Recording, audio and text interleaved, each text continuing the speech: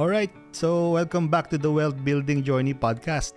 I'm Dennis Hilario and I'm here with my co-host Paul Familara. So together we dive deep into strategies for building, protecting, and growing your wealth. So whether you're looking to secure financial freedom, launching your own business, plan for retirement, or navigate the complexities of modern economy, so this podcast is for you. So hi Paul, how are you? So we have a very special guest today. Maybe let's go ahead and introduce him. Yes, I'm very good, Dennis. Thank you for introducing us. And I hope you're okay as well. So we'd like to introduce our guest today. So eto na nagkakaroon na tayo ng mga guests so that we can expand the quality of education that we can share to our audience. Yes. Our guest today is Jojo Ampiloquio of Amplified. He's been a friend of mine for the longest time when we were still working as employees, and then we jumped into business on our own fields, and he's one of the successful businessmen that I know in the Philippines right now. So Joe, welcome to Wealth Building Journey. Hello, good morning. Good morning sa inyo lahat, and good morning sa ating mga kababayan na nanonood. So yes, Dennis and Paul, maraming salamat. Thanks for inviting me. Yeah, so maybe as a start, let's go ahead and marinig natin yung backstory ni Boss Jojo, no? Siguro from the time nung employment and paano siya nag-navigate papunta sa business. Yeah, let's go ahead. Alright. Paano bang simula? So I was in marketing, sales and marketing for a long time, no? So kaya magkasama kami ni Paul before sa trabaho, when we were still both employees, and that was my second job. My first job was in San Miguel. So most of my track record is from multinational companies, no? So I've been into sales and then also marketing. Na-in-love talaga ako sa marketing, no? So and then eventually I realized hindi ako pang empleyado. Kasi parati ko nakakaaway yung mga boss ko. May sariling diskarte. So yun yung journey ko. Hindi naman siguro nakakaaway, Joe. Baka medyo clash of ideas. But yan. So I think maybe because I'm very creative, I always think out of the box. That has always been a trait of mine ever since maliit even up until now. I really want to execute things that are not the usual. So mas out of the box thinker talaga. So sometimes hindi mo ma-execute yun. Syempre, obviously, if you have superiors who don't agree with your out of the box thinking, hindi mo ma-execute yan, di ba? So eventually it got to be frustrating. So sabi ko, ano ba yan? Ganda-ganda ng mga ideas ko pero hindi naman na-execute, no? So I realized for me to be able to execute those ideas and medyo walang tumututol, kailangan ko maging boss ng sarili ko. I needed to be my own boss. And the only way for that to happen is to have your own business, no? So growing up, yun naman na talaga yung goal ko, to have my own business. Pero syempre, mahirap lang kami. So, wala naman akong pangkapital. My parents didn't leave anything. No? I mean, walang pamana, wala kaming mga ganyan-ganyan. So, wala kaming pangkapital. So, it was a challenge. That was really a challenge. Paano magnegosyo kung wala kang pangkapital? Yan. So, pero nagawa naman natin. Laway lang. Mayroon mga sinasabi, di ba, laway lang yung puhunan. Yeah, pero it took you how many years before you realized na you wanna go for business? Okay, so parang dati ang goal ko siguro dapat pagdating ko ng, alam mo yung parang feeling mo yung negosyo mga towards the retirement part na, mga pag 50 na ako, tsaka na ako magdinegosyo, ganyan. Mag-iipon muna ako bago ako magnegosyo. But I started business when I was, I think, 30s, no? Mga ganyan. 32, 35, ganyan. wala siyang wala siyang bigla na lang, ito ang timeline, ito yung, dapat ganito. It was really more, sabi ko nga, accidental entrepreneur ako eh. Yung bigla na lang dumating yung pagkakataon dito sa harap ko, and all I needed to do was really to grab the opportunity and then make the most out of it. So, hindi ko alam kung anong maituturo ko sa mga viewers ninyo kasi very accidental. Siguro pinakamatuturo ko lang magdasal. Pero what was that opportunity? I'm just curious.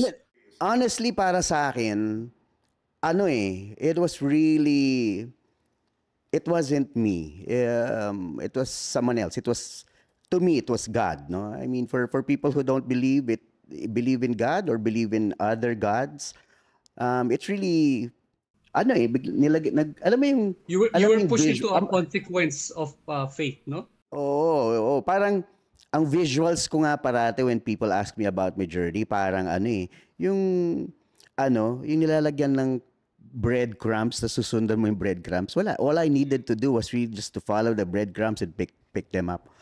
And then the rest is history. So yun yung doon ako nagsimula. Na-mention mo kanina, Joe, no, na sabi mo baka wala kang ma-share. Actually, this kind of story, this authentic story of struggles or fear of going to business because walang capital, or parang hindi mo pa alam kung saan ka pupunta pero sabi mo your heart is inclined to do it, na nung dumating na yung pagkakataon, parang andali na lang gawin kasi opportunity was there, the right people, connection, the business, no, presented itself. Right. So ito yung kailangan natin na ma-share sa ating pero very hindi ko siguro sa i-backtrack ko lang ng konti. When you were at work as an employee, were you already doing business? Kasi baka hindi mo alam, ako magkasabay tayo, 'di ba? Nauna ba ako umalis? Anyway, during that time meron na akong ginagawang maliliit na negosyo. So ikaw ba ganun din? Yes. No, so tinatago pala natin sa isa't isa yung ginagawa natin. Oo, di ba? So sa mga empleyado, huwag niyo akong tularan. Nagbo-moonlighting na ako noon. Pero naman siya, on the side, no? Talagang sideline siya. No, it all started in fact, it all started as a favor lang eh. No? So just to give everybody background of what I do, kasi baka hindi pa natin napag-usapan yung background. No? So I run 3 companies right now. Originally, ang unang-una talaga is yung talent agency. So I actually manage celebrities, no? Artista, content creators, influencers. So yun yung isang company called TMI. And then the other one is Amplified, which is an advertising agency. We do a gamut of things. No, we 360 agency kami. So we do advertising talaga. We do creatives. We do content creation. We do influencer marketing, and then we do social media management. No, and many other things dun sa ad agency. The third one is an HR solutions company called Radix HR. So we're doing talent acquisition for big companies, both local and foreign. We also do HR interventions, where we also have what we call Silver Lining, which is a mental wellness hope line or helpline dito sa Pilipinas. But we're also servicing a very big client from the US. No? So yun yung tatlong kumpanyang pinapatakbo ko ngayon. Those are dati 6 yan, pero yun yung isang gusto natin, yun yung isang pag-uusapan natin na along this podcast, yung there are also failures, and then there are times that you will have to close down some of the things that you opened, kahit baby mo yan, kaya lang talagang kailangan. So that used to be 6, and then I realized di ko pala kaya magpatakbo ng 6 all at the same time na. Pero nagtuturo ka pa di ba? Yes. Oh, so with all the other many things that I'm trying to do, mahirap pala yung 6. na kumpanya. So we shelled or closed the 3 others. Yung 3 yan na yung pinaka-main ngayon na talagang pinagtutuunan namin ng pansin. At all of our attention and energy and power. Yan. Yeah, going back lang dun sa from employment to you said may opportunity. I'm just curious, what was that first opportunity that transitioned you to business? Okay, so siguro muna, I wanna also share sa mga audience, sa ating viewers, yung what really made me decide to shift to entrepreneurship from employment. Nung empleyado ko, nakikita ko yung mga kaibigan ko. So, I graduated from Ateneo. So, medyo may konting peer pressure kasi marami kang kasabayan na bata pa lang mayaman na eh. Alam mo yun? Kasi bata pa lang, naka Nike Air na, ganon. Yung mga tipong sa school, kinaiinggitan mo kasi wala kang pambili ng ganon nung bata ka. So, when we were working, you realized na most of these friends that I have, meron na sila agad buwelo sa buhay eh. Kasi may pamana ng mga magulang na, eto. Kaya nga maganda tong podcast na to kasi it's about wealth building and generational wealth, diba? And how you pass on that wealth to your kids and to your apo and to everybody else, diba? I think okay din yun kasi yung parents nila or yung grandparents nila, yun nga, meron ng generational wealth. And yun nga, ang swerte nila kasi may buwelo na sila. May restaurant na. Anak, ikaw magpatakbo niya. May restaurant na, may factory, may manufacturing plant, whatever, di ba? So, meron na silang buwelo. So, alam mo na medyo angat sila sa'yo, no? And noon, instead of making that a hindrance for you to progress, it became an inspiration na, okay, paano nila nabibili mga bagay-bagay na yan na gusto ko ring bilhin sa buhay ko, di ba? Like, badly put, luho, di ba? Pero still, at that young age, you get to, of course, dream to have all of these things pa rin. Nung empleyado ko, so syempre, medyo maganda sweldo ko noon ha. Maganda sweldo namin nila Paul niyan. Kasi maganda yung kumpanyang pinagtatrabahuhan namin. So we were, the company that we worked for was one of the highest paying companies before. And then, yung mga nilipatan ko, ganun din naman. Maayos magpasweldo.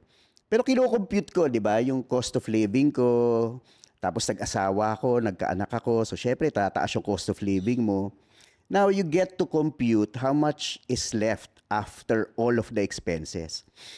Pag tinignan mo, yung matitira, kahit siguro mga 50 years kung ipunin yung natirang yun, hindi pa rin ako makakabili ng mga gusto kong bilhin.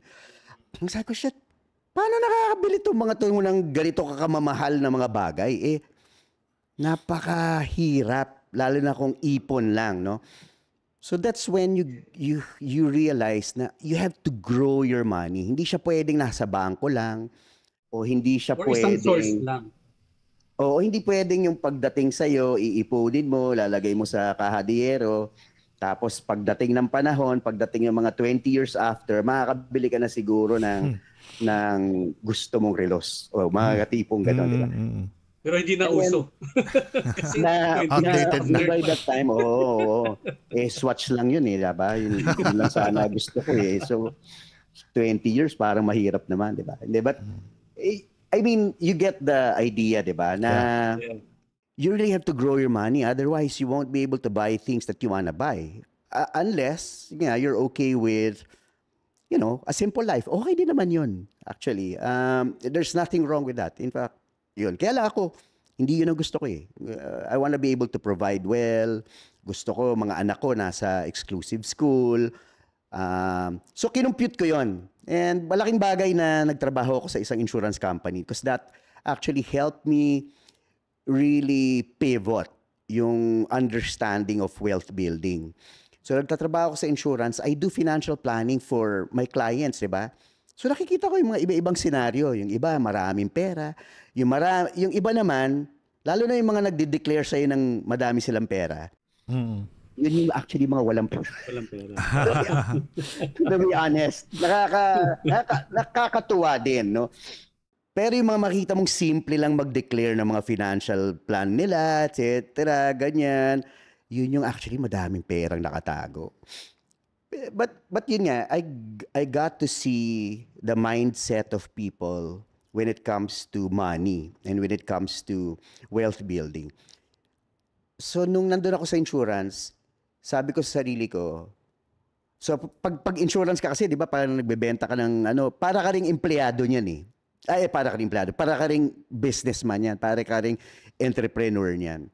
You have your own time, but yun nga, your time is actually your resource. Kasi the time you give to clients is actually ano yan, it should be well spent, na dapat pinagkakakitaan mo yung oras na yon, 'di ba?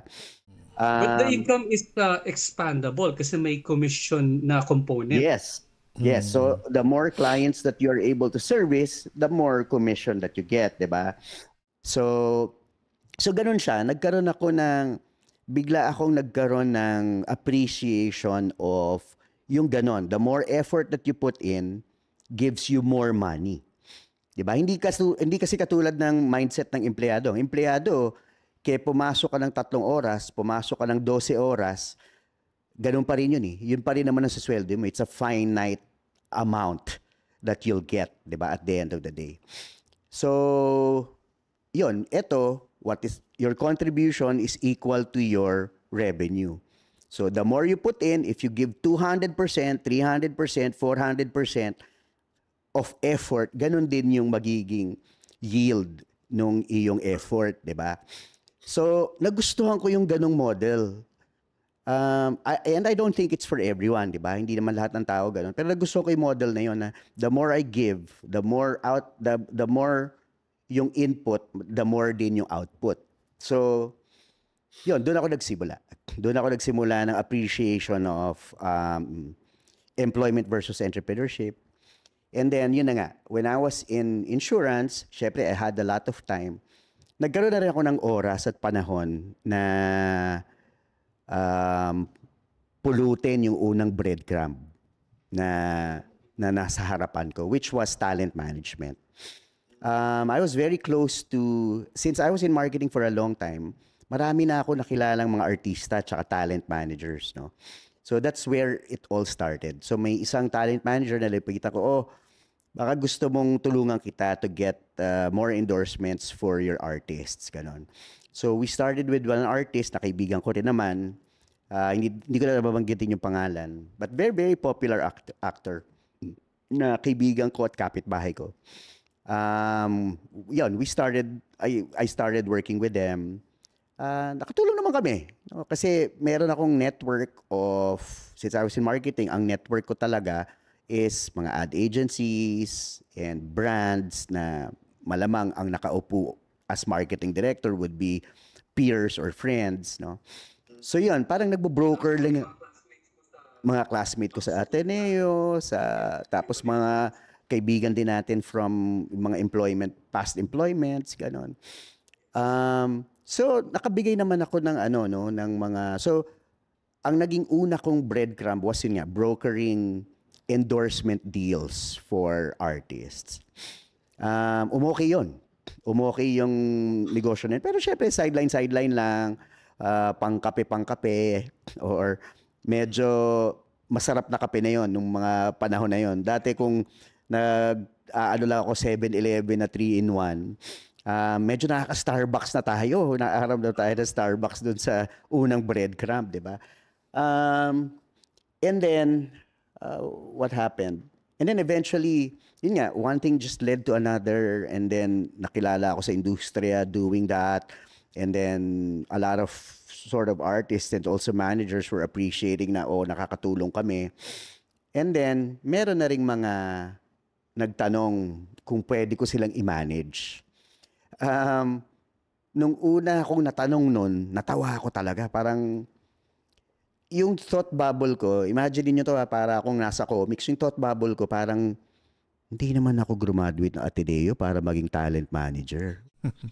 Ganon Yeah. talaga yung thought Talaga? bubble ko, di ba? Parang So sabi tinignan ko, mo pa na parang hindi yun yung path dapat sa'yo? oo, parang hindi yan yung nasa isip kong patutunguhan ko. Okay. Hindi yan ang buhay na nasa isip ko, di ba? Para although I didn't have any hindi full view yung pagkakaintindi ko kung anong ginagawa ng isang talent manager, ha. Okay. It was really just an initial reaction na parang ang hirap-hirap naman ng mag-Ateneo, makagraduate ng Ateneo, tapos magta-talent manager lang ako. Di sana, diretso na ako mag-talent manager after high school. Yung mga ganong thought bubble, di ba?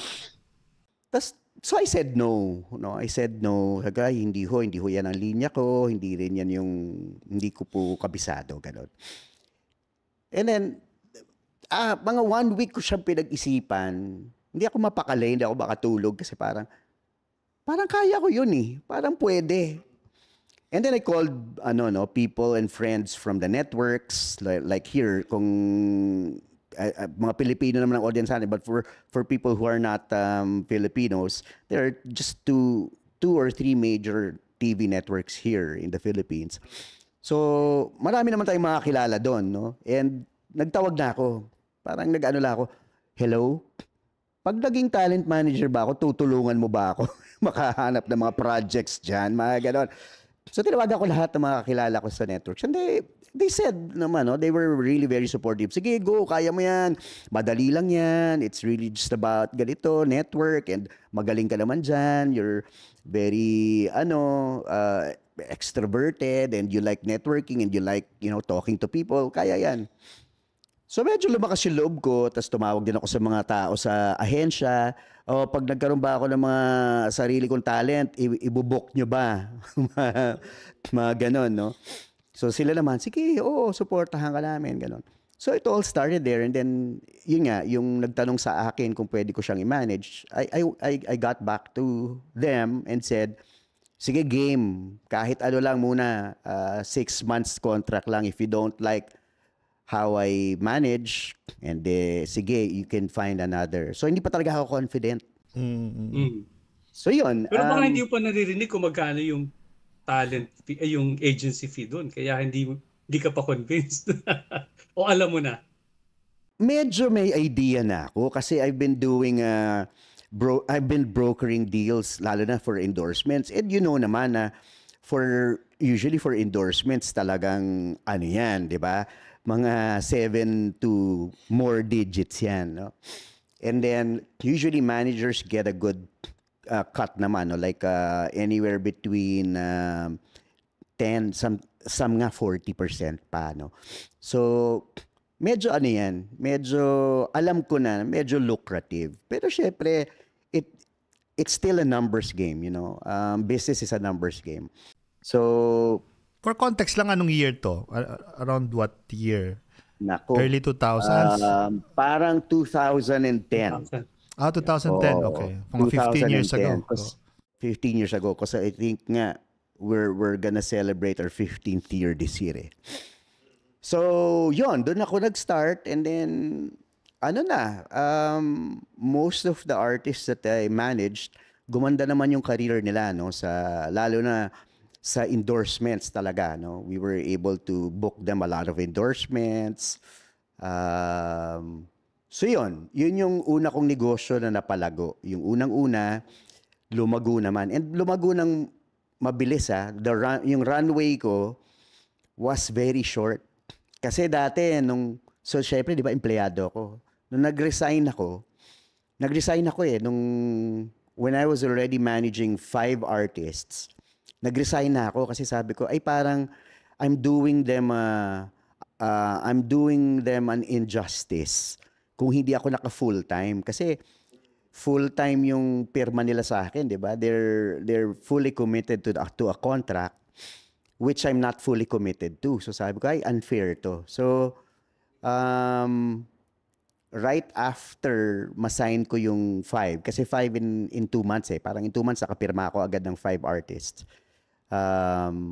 Sabi ko magre-resign na ako. Kaya lang titingnan ko yung reserves ko, yung savings ko. Siguro kaya ko mabuhay ng 6 na buwan. na hindi na full OPEX, full cost of living, pero wala akong kikitain at all. So sabi ko, mukhang kaya ko ng 6 months mabuhay.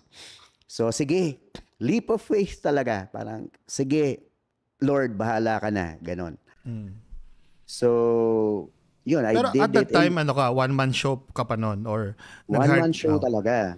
One-man show talaga. As in, ako lahat. Kaya nga, ngayon, when I teach my staff, hindi nila pwedeng sabihin hindi ko na-experience kasi na-experience ko lahat. Ikaw gumagawa, no? Ako lahat, like yung pagiging road manager, yung parang PA ng mga artista, like I go with them in events. Ako nagbibitbit ng mga bag nila, ako nagbibitbit ng mga makeup kit. Wow. As in, ako lahat. I started with that na ako talaga lahat. Ako nag-aayos ng kalendaryo nila, ako rin yung kausap. So really, really, one-man team talaga. And I think,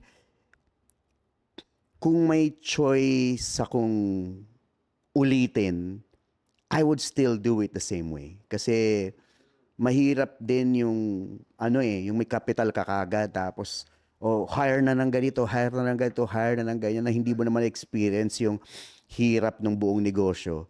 Mahirap din ituro pag hindi mo pinagdaanan. So I think malaking tulong din na pinagdaanan ko yun, no. So when was the trigger point na nag-start ka ng mag-scale and mag-hire? Yeah. Okay.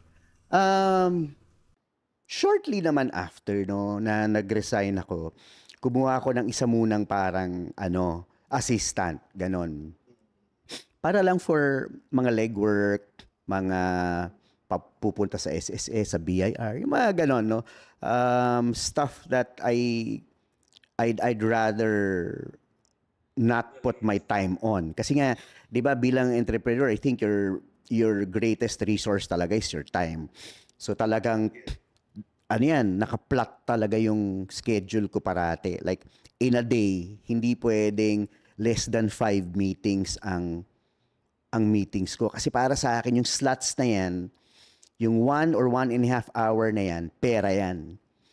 So, talagang ina-allocate ko very wisely yung oras ko noon na talagang kailangan yan. Kailangan alam ko na eventually may patutunguhang pagkakakitaan yan.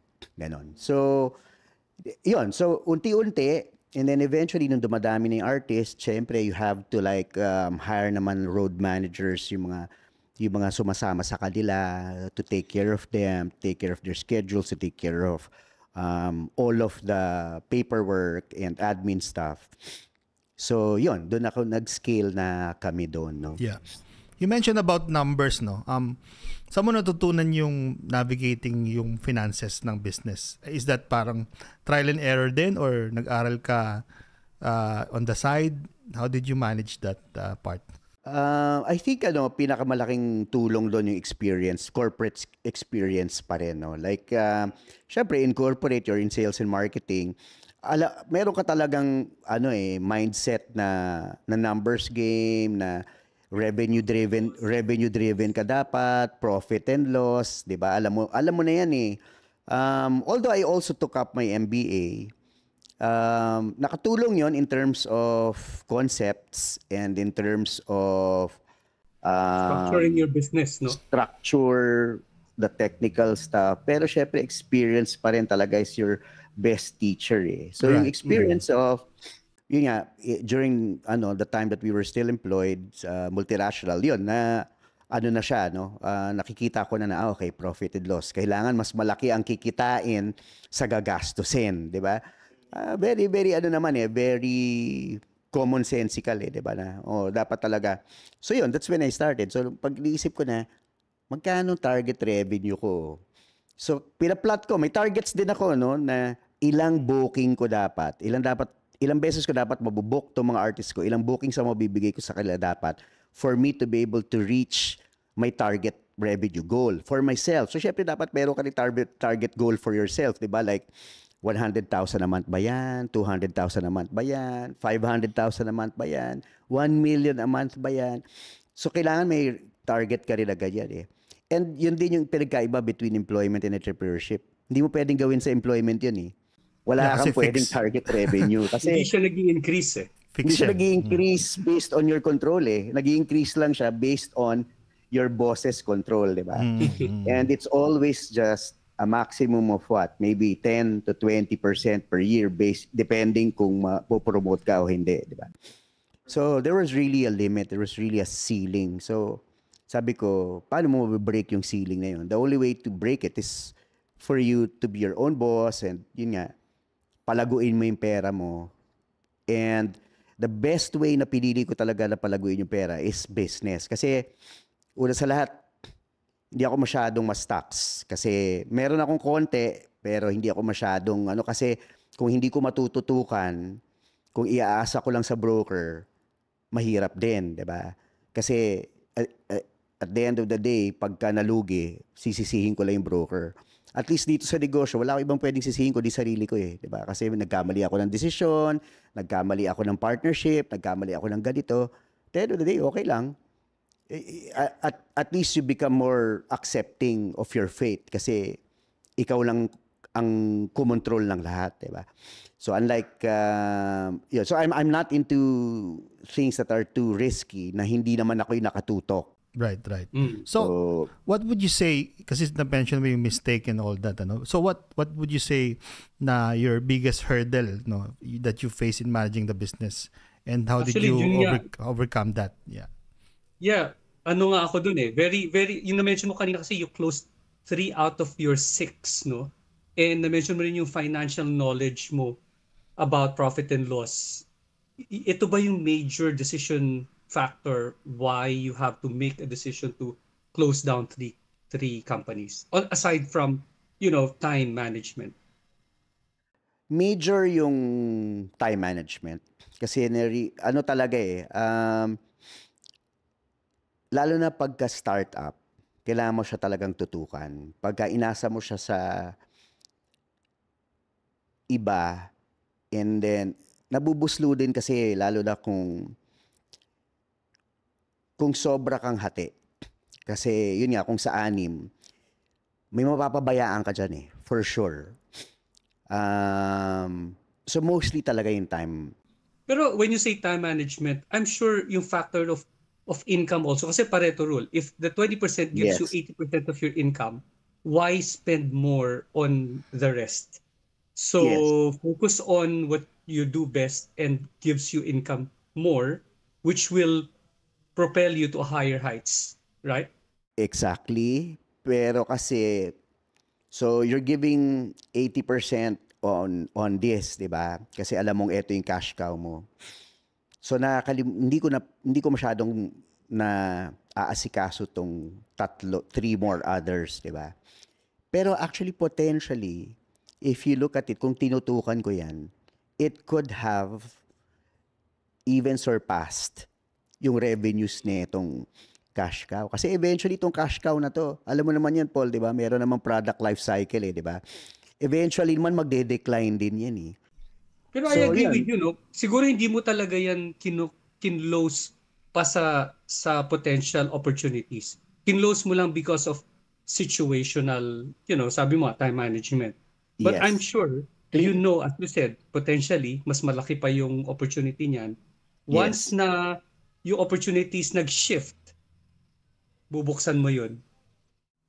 To be honest, yung service na ginagawa namin doon sa sinara namin na yun, we're still doing it now. I mean, as a service ginagawa namin yan. Pero as a company, we closed down a company. Kasi syempre, yung profit and loss, you really have to look at, syempre, may cost yun. There's a cost to operate it. There are taxes to be paid to operate it, and yet there are no revenues coming in. Tapos, you have to pay business permits for it. Ganon.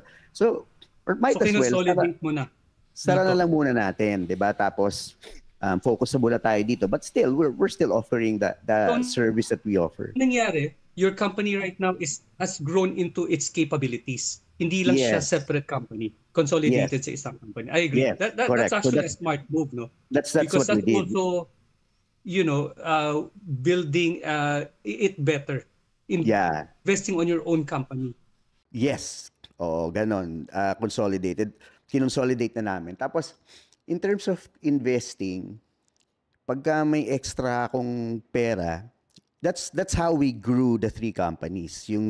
Sa sa TMI nung lumaki siya, imbis na waldasin ko yung pera doon at bilhin lahat ng gusto kong bilhin. Hindi, no? We set aside money, binuo namin si Amplified. Okay, tapos nung kumikita na si Amplified, buo na siya, tapos kumikita na si TMI, binuo naman namin si Radix HR. Hanggang sa yun nga, fully operational na yung tatlo. So that's why in less than 2 years, we've grown from 4 people to 52 people. So yan yung sinasabi ni Dennis kanina na scaling. Naalala ko, Joe, dati meron pa tayong plano to put together a company that would, work together kasi yung technology-based na system integration ko. At saka yung network mo dun sa mga, yung may radio, music na i-broadcast natin, di ba? In-store radio and all. Buhay pa ngayon yan, Paul, ha? Cool. We're, most especially this year, that's part of the business development plan. We now have a new technology for it. Tapos cheaper na. So, cheaper na kasi streaming ngayon di ba? So, kasi nung dati medyo primitive, USB pa yun, di ba? May box pa tayo, tapos may box na malaki. Pa. Correct. Ngayon, ano na siya? It's still alive. Pero yun nga so, yun din yung siguro gusto ko i-share, no, na tungkol sa negosyo. Ang dami mong pwedeng maging ideas, most especially ako, I have up until now, marami pa rin akong gustong gawin na ideas, pero you really have to filter Alin lang yung pipiliin mo lang talaga, o sige, saan ba talaga ako magaling? Alin ba yung talagang pwede kong bigyan ng panahon? Alin din yung meron akong network na pwede kong bentahan itong produkto at serbisyo na to, gano'n.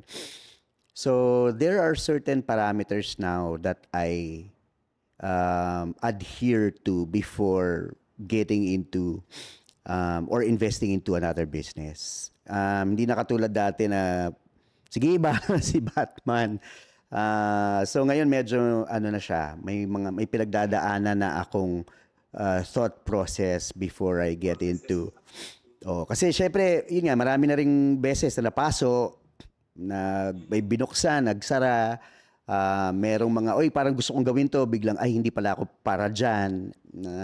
You just really have to accept your weaknesses and your strengths, di ba? You have to play on your weaknesses and strengths na, saan ba ako magaling? Saan ako mahina? Kung saan ako mahina, wag tayo dyan. Kung saan ako magaling, doon tayo. Meron na gano'n yan yung tinatawag na ICE method, yung ICE. Ano yung may most impact? Ano yung most na confident ka? At saka ano yung E naman, yung is, yung pinakamadali. So, So yun yung isang method na narinig ko one time. So kung i-consolidate mo in terms of your learning into making mistakes in the business, going into business, making successful enterprise, ano yung parang takeaway mo sa mga gustong mag-start ng business? What would be your key information that they should take so that they can start building their wealth through the process of building a business? Okay. Habang pinag-iisipan ko yung sagot dyan, meron pa ako isang gustong i-share. Sige, go ahead. Nakakatawa lang kasi. So, ang Amplified, which is an advertising agency, originally and initially, lang siya, influencer marketing agency. You know naman what influencer marketing agencies are, no? And that's a disruption in the media, di ba? Yan. Okay, so that's why I wanted to, ito yung bungad ko dun sa pagsagot sa tanong mo, Paul. Yep. Kasi I think if you wanna get into business, you really have to think of something very innovative or disruptive. Most especially sa panahon ngayon. Kasi hindi tulad ng panahon natin, Paul, na konti lang ang nagdinegosyo. Yes. Dati kasi konti lang only the brave, di ba? Will get into business. At saka magka-structure ka ng business. Kahit na sabi mo magtatayo ka ng sari-sari store as a business, kailangan mo si nanay, si tatay, mga magbabantay ng tindahan. Yeah. Ngayon, entrepreneur na yung isang content creator sa YouTube.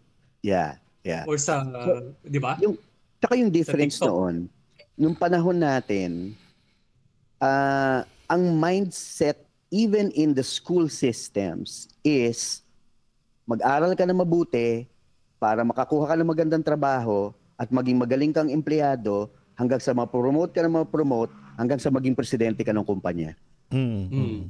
It has always been like that, diba? It was always employee mindset. Pero ngayon hindi na kasi ganun ngayon, no? Even the school systems here in the Philippines, okay na rin. Almost all schools meron ng entrepreneurship track. 'Di ba? So, marami na rin talagang ini-encourage at kino-convince na maging negosyante. And so it's really different now to get into business and to start a business. Sobrang different now kasi ang laking role na nung competition, no? So you really have to do competitive landscape, talagang mabigat. You really have to be innovative and you really have to think out of the box. So, yung isang storya ko dyan, nung nagsisimula ako, nung nasa talent agency na ako, tapos yun nga, medyo may kinikita naman na ako. Sabi ko, parang gusto kong magtayo ng agency na influencer marketing agency. At that time, which was about 12 years ago, wala pang influencer marketing. It wasn't even a name yet. Wala pang influencer marketing and hindi pa influencers ang tawag sa mga malalakas sa social media. Wala pa. At wala pang tawag talaga sa kanila nung time na yon. It was really, nagsimula yan sa bloggers. At saka Ngayon, mga artista talaga parang endorsers no sa advertising, yes. di ba? So talagang endorsements, that's usually Trimedia, di ba? The print, TV, radio, ganon. So eventually I said, so ang pinaka-focus ko talaga dati sa talent agency ko was to get talents who are very strong on social media.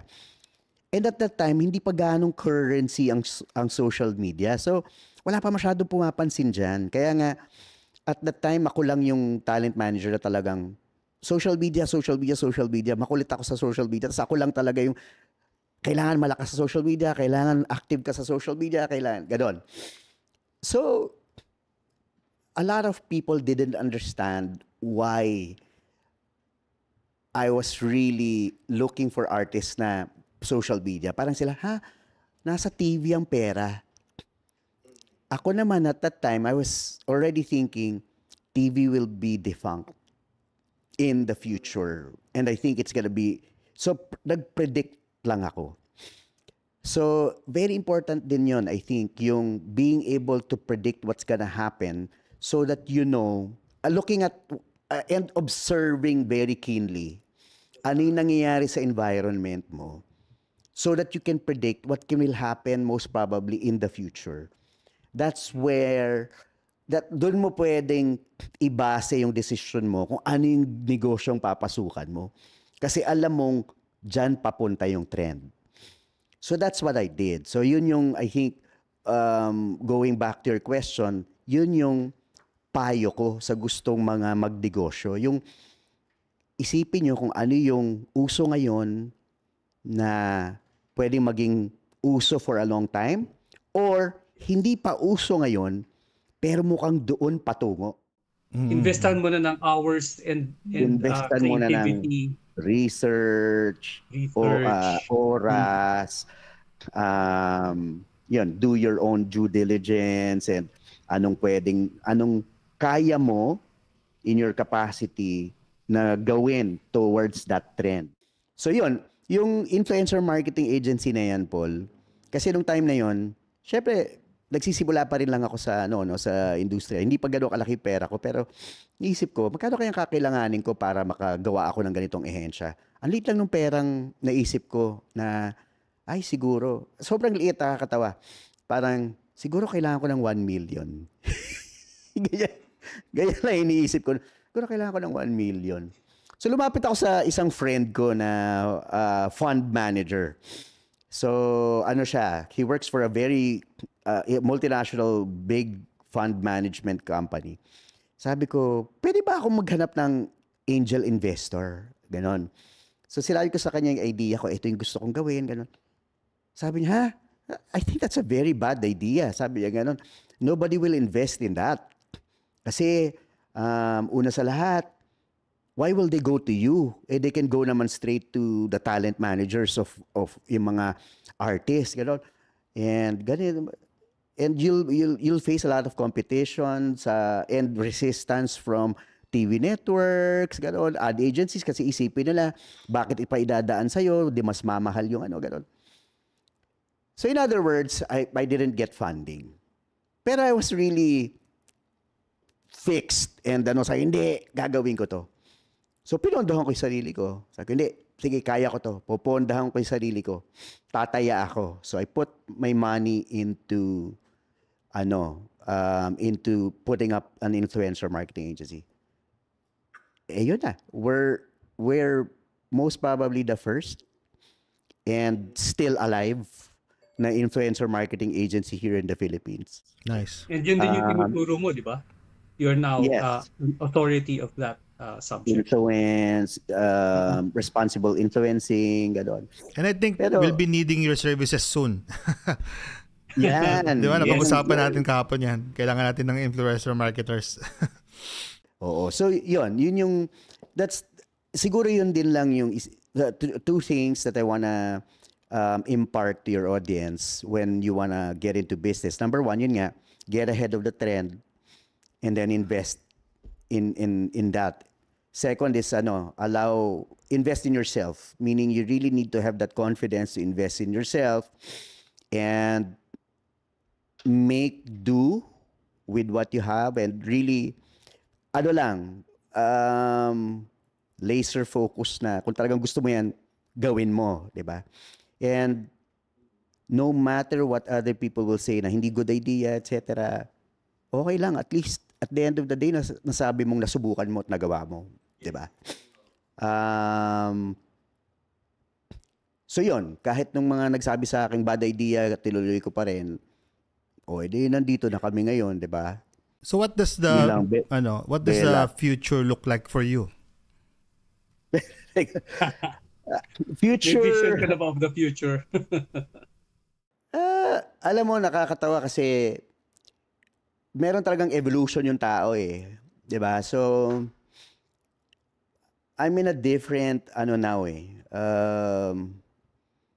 Medyo nag-iiba yung pananaw ko ngayon. Paradigm shift. So, you mean your priorities? Your priorities. So hindi ko alam kung midlife crisis to. Pero I mean, the future of course is still growing the business, sustaining it. Not only for myself and my family, but iba na yung mindset siguro pagka nagsiscale ka. Yung mindset mo na ngayon talaga is to make the business sustainable and grow it for your employees. Kasi nga, syempre nakaasa sila sa'yo eh. Wala naman silang, paano sila kakain kung hindi ka magtatrabaho, di ba? Kung hindi ka magsisipag. So, you get to that level na you don't only do it for your own benefit anymore or for you to be able to buy things that you want or para sa pamilya. Siyempre, nandun na yun. Hindi mo pwedeng... Gusto mo na rin ma-elevate ibang tao. Isang tabi yun, di ba? Pero you want then for your employees to live a good life, bumuti rin yung buhay nila. In fact, very open nga. Eventually, if they say, Sir, mag-resign na ako kasi gusto ko lang magnegosyo. Okay, well and good. In fact, tuwan-tuwa nga ako, may mga employees kami na talagang very entrepreneurial, may mga sarili-sarili silang mga negosyo. And I support it. Kami pa yung, kung may binibenta sila mga produkto, ako pa yung kami pa yung mga pinaka-buwibili. Okay, benta nyo rito sa opisina para makatulong, gano'n. Or pag, yung isa supplier ng coffee, o pagka may event, papuntahin nyo rito, sila mag-supply ng coffee natin. So, you get to that level. Tapos,